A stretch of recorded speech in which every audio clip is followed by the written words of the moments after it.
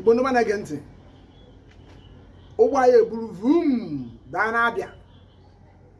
Ọ ka bụ egwu Olundị ka anyị na-agba, egwu Olundị. Anyị ji egwu Olundị nke a achọ ka anyị marụ etu onye Abịa ga-esi meghepụ ọrụ kpọọ nwanne esi agbabakwa na nsogbu ode, agbaba na nsogbu ode na egwu dị. Ya anyị ga-anụ Olundị Abịa ugbu a. Ome Dabulon was agu. Dabulon was agule, Baduo, Bola Poro, Baduo, Henamagan and a wobbly hair, Takri ho, Baduo, Okama for Landa, you take Gadilla, Editahu, Gadilla, can I hear about the Ogu Aspan? Then I'm going to go over the Aspan, Okama for the La Asala, Military Ama, on your quarrel, Edenda, Badu Okama for low. Hey,